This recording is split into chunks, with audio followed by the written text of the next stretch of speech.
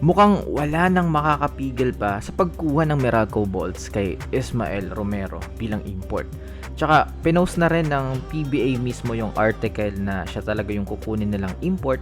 And of course, kakausapan siya ni Kume, baka bibigyan ng warning na if something goes sideways is meron siyang kalalagyan. So, nagkaroon ng interview ang Spin.ph na sinulat ni Sir Snow Badwa sa mga posibleng teams na makaharap si Romero. And they go with the much anticipated matchup. Meralco versus Rainer Shine. Tinanong ng Spin si Bo Belga about dito.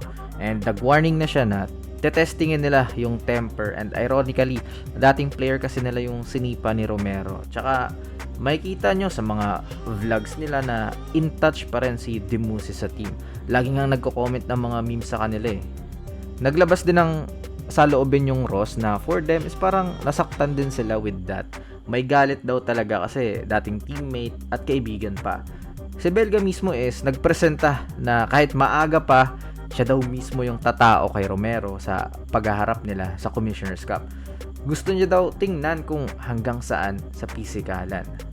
Giniit pa ni Bo Belga na pansin niya rin daw is umiiwas na yung mga PBA teams sa pagkuha ng mga import na may toyo. And for Meralco na pinilit daw is parang advantage na lang daw yung iniisip kasi once daw na mapikon tas ma-eject, ayun, no import ang Meralco.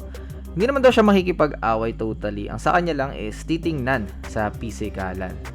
Nag-share rin si Belga sa Spin.ph ng pag-uusap nila ni Nick sa party ni Gabe Norwood. If masakit daw ba yung sipa, which oo kasi hindi rin nakapaglaro sa last game si Nick sa Dubai. And it is not really part of basketball. So ayun, kahit nag-rant tayo about sa decision ng Meralco is tuloy talaga. Kaya let's see na lang if anong mangyari. I respect the franchise of Meralco pero parang umekis lang talaga dito. Abangan natin ang laban ng Rainer Shine at Meralco. Maybe I'll watch it live if Araneta or MOA para madali puntahan.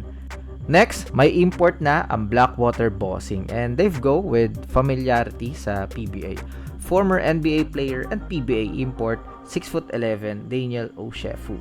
Parating na ito sa Pilipinas and sana daw is makapaglaro agad ng tune-up sa Tuesday. He was undrafted noong 2016 pero nakapag-sign siya with the Washington Wizards. Nag-import na nga ito sa Rain or Shine noong 2023 Commissioner's Cup pero hindi nga ito nag-fit sa system sa kakabalik lang na si Coach Sheng Giao. Kaya nilet go agad siya kahit hindi pa nagsisimula yung tournament. Kasi that time, yung kumuha sa kanya is nung time pa ni Chris Gavina. Kaya ayun, pinalitan ni Coach Sheng. Though nakapaglaro pa rin siya sa PBA team with TNT sa East Asia Super League bilang replacement import for Prince Ibe. Pero bigo siyang mabuhat ang tropa sa Final 4 ng Champions Week.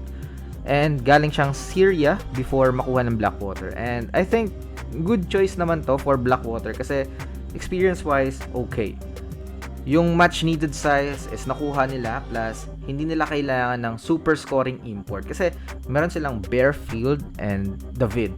Tsaka ang kailangan nila is yung magkakaroon ng PNR partner si Dolph Panopio which made a lot of sense na ganitong import yung kinuha. Walang problema sa outside ng Blackwater so mafe-feel talaga yung needs nila with paint dominance and rim protection. So ayun, tinuloy ng Meralco ang gusto nila kasi matagal na nga din naman nalang kasama. So ayun, anong masasabi nyo and what do you think also if wise choice ba ito for Blackwater? Let me know all your thoughts in the comment section below. This is Ego Noob. See you in the next upload. Bye-bye!